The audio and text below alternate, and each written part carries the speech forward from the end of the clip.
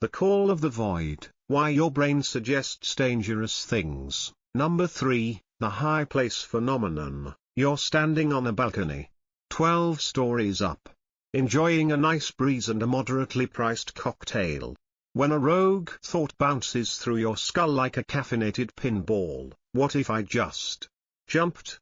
You aren't suicidal. You actually quite like your life and your collection of vintage succulents.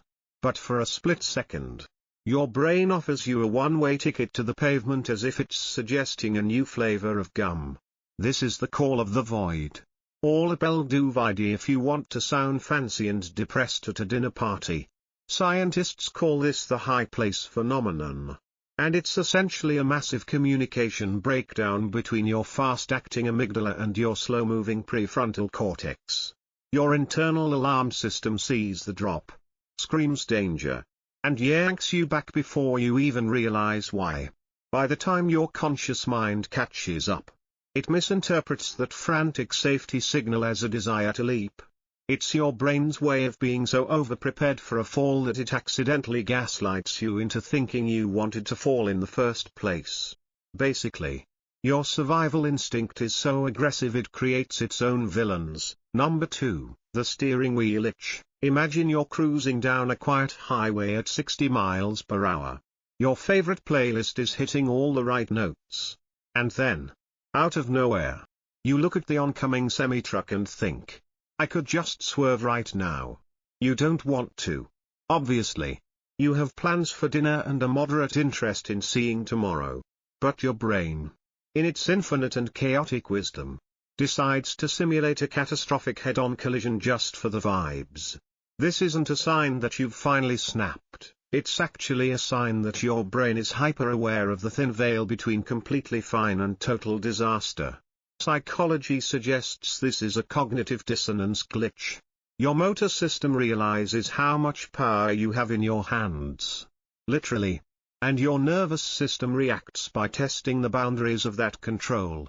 It's like your brain is running a quick stress test on its own safety software, reminding you that you are the pilot of a 2-ton metal death machine. It's a terrifyingly proactive way of making sure you keep your hands on the wheel. Your mind is basically a paranoid bodyguard that screams fire in a theater just to make sure the exits still work. Number 1, the cognitive backfire. There's a weird sense of shame that follows these intrusive thoughts. Like you've accidentally glimpsed a dark corner of your soul that you weren't supposed to see. But here's the kicker, having these flashes of insanity actually suggests you have a very healthy, very functional survival drive. Research indicates that people with higher levels of anxiety are actually more likely to hear the call of the void. Why? Because your brain is a high-strung overachiever. It's so obsessed with keeping you alive that it constantly scans the environment for the absolute worst-case scenario, then presents it to you in 4K resolution just to make sure you're paying attention.